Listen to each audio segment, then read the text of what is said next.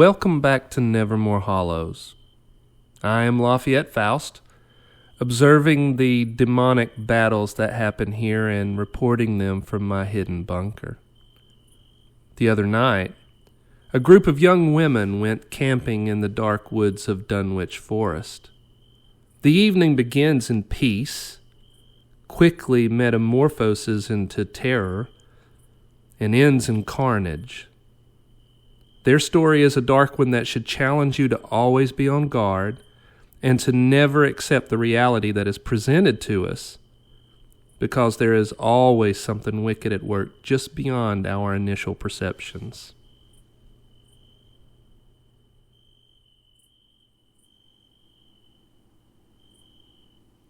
Katie Culpepper's eyes fluttered open.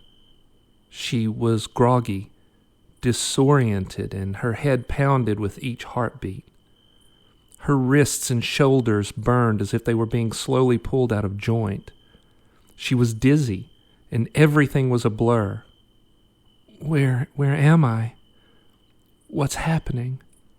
She took slow, steadying breaths to clear her head. After a moment, she was able to discern her surroundings. Oh, shit. Oh, no. No. Katie realized that someone had bound her hands with rope. They had looped the other end of the rope over a massive oak branch. She hung from her wrists about 3 feet off the ground. Oh no, what's happening? As fear surged through her, so did adrenaline, clearing the fog from her mind. She realized that it was night, and that she was in the woods, and that pale beams of moonlight shone through the dark canopy, washing the scene in a fairy glow. She looked to her left and saw that a campfire flickered 10 feet away, and there were bodies of 3 young women. They were splattered with blood. There was also the body of a man dressed in camouflage. His throat had been slit. "No!" she cried. She did not know the man, but she knew these women. They were her friends. "Tara! Nancy! Allison! Are you okay? Wake up! What happened?" Katie couldn't remember anything. The way her head ached and her lack of memory made her think that she'd either bumped her head or someone had hit her, knocking her out, giving her a concussion. "Why are we here in the woods? I need to get loose. I have to get help." Though her wrists were bound, she was able to grasp the rope with both hands. She tried to pull herself up the tree limb, but pain seared through her shoulders. A crack of a gunshot boomed from the dark woods, followed by a scream. "Oh, shit! That was Andra!" Suddenly, it all came back to her. She and her sisters, Tara, Kara, Nancy, Allison, and Andra, loved to celebrate each other's good fortune by camping as a group, and they had come to Nevermore Hollows to celebrate Tara's promotion at work and to seek clarity for Allison, who was in the early stages of opening up a clothing boutique. They had arrived at twilight. Then they set up camp, made a fire, opened wine, and slipped into their usual ritual of thankfulness when 3 men dressed in camouflage, carrying rifles, crept out of the night and into their camp. The girls had all been completely startled, instantly suspicious of men with guns. One of the men, clearly the alpha male, was tree trunk thick and sported a chest-length beard. His rifle was slung over his shoulder. "What are you girls doing out here alone in the woods?" This question didn't sit well with Andra. "I don't see how that's any of your business," she said, her red hair and green eyes shimmering from the flickering campfire. "We aren't bothering anyone, and we'd prefer to be left alone." The bearded man let his gaze fall onto each of the women, then settled on Andra. "I'm Riley." He nodded toward the smallest of the men, who was clean-shaven and thin. "That's Kenny." He then nodded to the other hunter, a man of average height, but who was wearing a black eye patch over his left eye. A ragged scar ran down his left cheek. "This here is Dale." Kenny nodded at the girls. Dale glanced around the campsite, taking in every detail. Tara was the negotiator of the group, and seeing how Andra's response could be construed as rude, she said, "I'm Tara. These are my friends. We're just enjoying the beautiful night, and is there anything we can help you gentlemen with?" Riley let his gaze linger on Tara for a heartbeat before he responded. "We don't usually see a group of pretty young women all alone out in these woods, especially at night. Dunwich Forest can be dangerous. Ain't that right, Kenny?" Kenny stood a few feet to the right of Riley. He was looking over at the large tent the girls had set up. "Yep, people go missing in these woods all the time. So, y'all girls sleeping together in one tent?" Andra bristled, taking the man's question as if it was born out of some sapphic fantasy. But Tara spoke before she could say anything. "We appreciate the concern, but we can take care of ourselves." She glanced at Kara and Nancy and Allison, saw their apprehension and growing fear. "And yes, it seems safer to share the tent." Dale stood to Riley's left. He took a step toward the tent, seemingly intending to look inside. Kara was lean and muscular. She taught yoga and kickboxing, and though she was the quietest of the group, she was not the type to let anyone intimidate her or her friends. She stood up from her camping chair and stepped between Dale and the tent, blocking his view. "There's nothing in there that you need to see." The look on Dale's face made it clear he didn't like that she was stopping him from looking inside the tent. He glanced over at Riley. It was clear to all the girls that unspoken communication was happening. It made sense that if these men hunted together, that they had learned to communicate with subtle looks and gestures so as not to spook their prey. Kara stood her ground. Tara slowly pushed herself up from the log she was sitting on. She held one of the wine bottles by the neck, clearly intending to use it as a weapon, knowing it wouldn't be enough against 3 large men with rifles. Allison was tall and curvy and hated any type of conflict. She leaned forward in her camp chair and wrapped her arms around herself, clearly trying to stay calm. Nancy's eyes were wide with growing fear, but she pushed herself up and also positioned herself in front of the tent. She was short and zoftig, and it was painfully clear that she was no match for any of these men. Riley glanced at the 2 SUVs parked a few feet away, then back to Tara. "Those yours?" Tension filled the campsite. Tara stood by her sisters who were blocking the tents, protecting their privacy, but she also knew that she had to de-escalate or the situation might turn deadly. "Yes, the Blazer is mine, the Explorer is Katie's." Riley shot a glance at Kenny, who in turn looked over at the SUVs. "Those are nice," Riley said. "They look mighty good with those windows tinted. Ain't you been thinking about tinting the windows in your truck, Kenny?" Kenny nodded. "I sure have. I believe I'd like to take a closer look."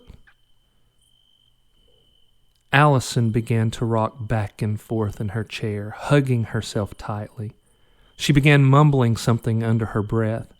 When the men came into the campsite, Katie had just checked on their food, which was stored in the back of the Explorer. She stood her ground by blocking Kenny from looking inside the SUV. "Can I ask you what it is that you men want?" Tara asked, gripping the neck of the wine bottle, wishing she had a more substantial weapon.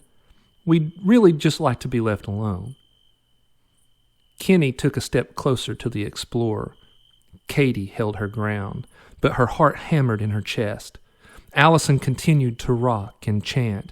Andra was by far the bravest of the group. She was lean and strong and loved the outdoors. She pushed herself up from her camp chair and brushed a strand of dark hair behind her ear. Her stance was stoic, her muscles taut. She was like a cat ready to pounce. Riley's eyes narrowed. What we want is to make sure you ladies are safe. You see, people come up missing all the time around these parts. Just the other day, a young woman about your age done went missing and ain't nobody found her. It sure would be a shame if something like that happened to you pretty ladies. Tara felt her skin crawl. Her pulse quickened. She needed to defuse the situation, get these men away from them. Then she and the rest of the girls would pack up and leave this place. I appreciate your concern for us, she said, but we can handle ourselves. Riley shook his head. We just want to make sure you're all safe. And to do that, we need to take a look inside your tents and your cars. Tara shook her head. I'm going to have to say no to that. You are no longer welcome here. Dale stood a few feet away from Nancy. Kenny stood a few feet away from Katie. Both men looked at Riley, their alpha, as if awaiting his command. Riley slid his rifle from his shoulder and held it with the barrel pointed at the ground. Kenny and Dale did the same. When Allison saw this, she began to cry. She pushed herself up from her chair, still hugging herself tightly. While all the girls were attractive, Allison clearly got the most compliments from the people about her looks. Because the night was mild and that there was a fire, she had chosen to wear tight-fitting shorts that showed her long legs and a sweatshirt that was cut short, exposing her midriff. All three of the men's eyes locked on her. Riley was quick to look away, as if embarrassed. Dale and Kenny could not help but let their eyes linger. Katie saw this as her chance. Before the hunters showed up, she had gotten into her Explorer to check on their food and to retrieve a dagger. It was ancient, the hilt carved like intertwined snakes. The 8-inch blade, razor sharp. She had shoved it into the pocket of her hoodie when the men showed up. While Kenny was distracted by Allison's beauty, she stepped forward and pulled the blade from her pocket and sliced his throat. Kenny gave a surprised gurgle, dropped his rifle, and fell to his knees. Katie then slung the knife at Dale. It sunk deep into his shoulder. Unfazed, he lifted his rifle and aimed it at Katie. Nancy screeched and clawed at Dale's good eye, blocking his shot. He stepped back, pointed the gun at her, and squeezed the trigger. The shot was deafening, and Nancy fell to the ground with a large hole in her chest. Allison stopped her crying, which had been a ruse all along. She snatched up a holly branch that she used as her wand. It was 10 inches long, tapering into a sharp point. She rushed at Dale, chanting a spell. Dale swung the rifle around but froze, unable to move due to the black magic that held him in place.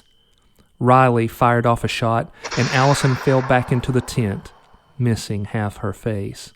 Tara snatched at Riley's rifle while spewing a blinding spell, but Riley was too fast and pulled the trigger. The bullet tore through Tara's throat, and she fell in a bloody heap. Katie screamed in rage. She snatched her own wand from her chair and flicked her wrist while chanting. The force of the spell dropped Riley to his knees. Dale stepped over and rammed the butt of his rifle into her temple. Katie's world swam, grew dark, and she fell to the ground. Kara and Andra both snatched their wands and ran off into the woods. Riley pushed himself up and motioned at Dale. Go, get them. I'll tie this one up and be right behind you. Dale pulled the dagger from his shoulder and shot off after Kara and Andra.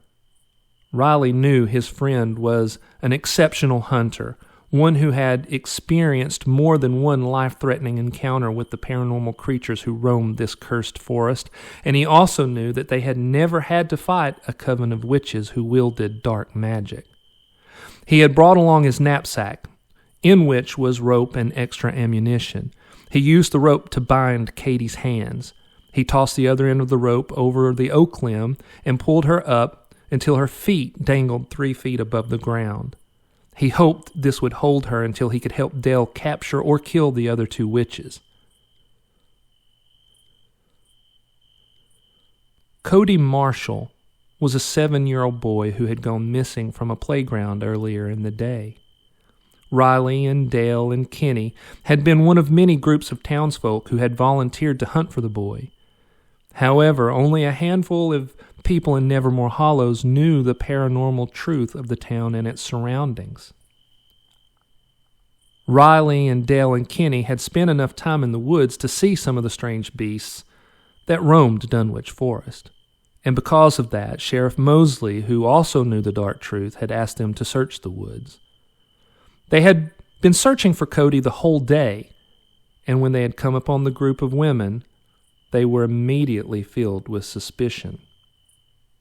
Nobody camped in these woods unless they were ignorant of the evil that lived here, or they were confident they could somehow control that evil.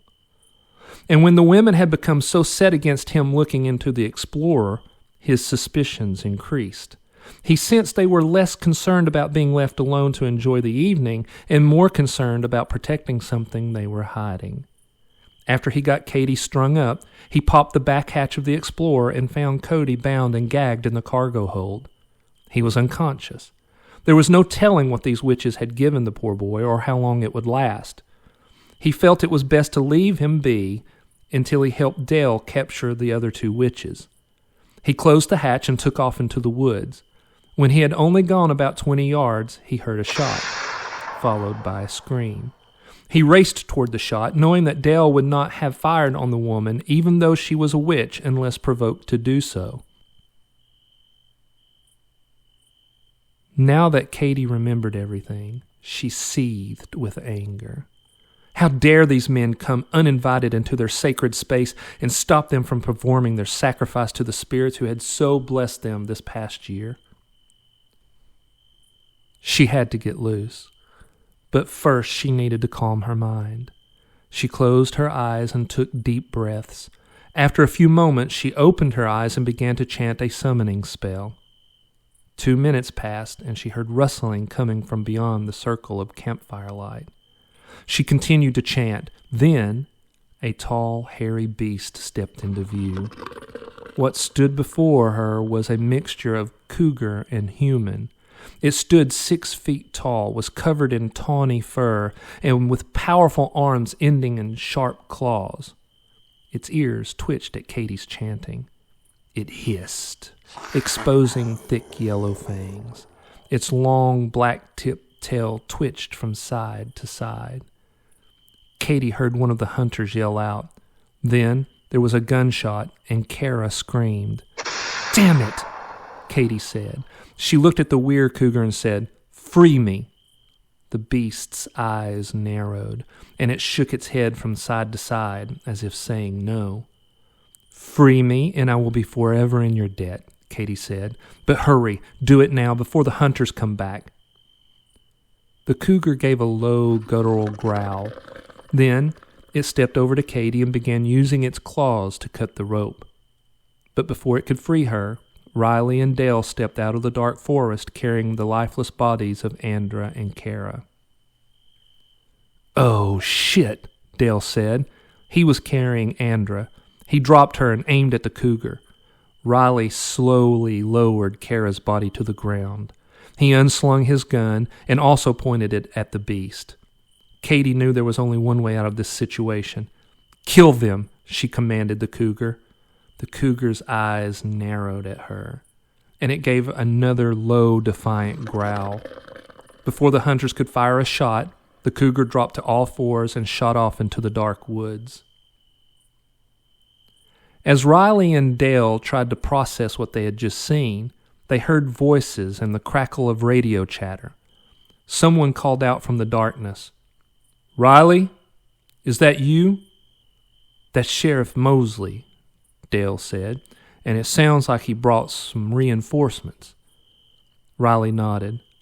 "Just before we stepped into this camp, I texted him, telling him where we were and that I was suspicious of these women." Sheriff Mosley stepped into the campsite. He was average height, but looked somehow bigger in his tan uniform and black Stetson. It was the way he walked with authority and a take-no-shit attitude. He was followed by 2 deputies, both of whom had their guns drawn. Mosley looked at the carnage and said, "Witches?" Riley nodded. "Yep. And the boy is in the Explorer, unconscious. They were clearly going to sacrifice him, but we got here before the moon was completely overhead." Mosley nodded his understanding. Many covens preferred to delay their rituals until the full moon was at its apex in the sky. He looked at his deputies and motioned toward Katie. "Cut her down. Be careful. If she starts to chant, use pepper spray on her." The deputies were both young. One was Charlie Harrington, the other Sylvie Batson. But they had both seen dark and terrible things, and they were prepared. They got Katie down and cuffed her. She glared at Riley and Dale. Then she cut her eyes at Mosley. "You'll regret this. I'll see to it." Mosley was unfazed. "I'm sure you'll try.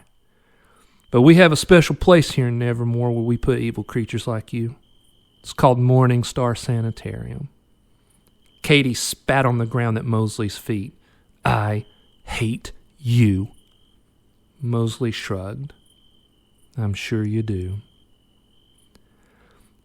"I'm just glad we got here when we did," Dale said. "If we'd been any later, these witches would have sacrificed Cody to whatever demon they worship.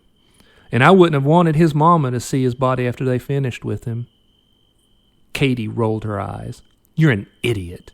There wouldn't have been a body." Dale was confused. "What do you mean?" Katie gave an unholy smile. This wasn't just a sacrifice. It would have also been a feast. And there would have been nothing left of the boy but his bones when we were finished. And those we would have crushed to powder and used in our potions. Even in the dying light of the campfire, Katie could see that the hunters and the deputies paled. But she could also see a righteous anger smoldering in Mosley's eyes. His hand gripped the butt of his still-holstered gun, as if he were struggling to control himself. "I will not be your executioner tonight," he growled, "but I will bring you to justice in this life, and it is my absolute belief that you will receive the ultimate judgment you deserve in the next." With that, the deputies hauled Katie off to their cruiser that was parked back at the main road. Dale was clearly shaken. "Did I understand that correctly? These witches are also cannibals?"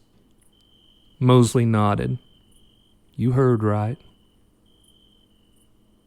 The 3 men stood quietly, considering the fallenness of this world. After a moment, Mosley said, "It's terrible we lost Kenny here tonight, and the death of these women is unfortunate, but they chose to walk the dark path. Now let's get the boy to his mother.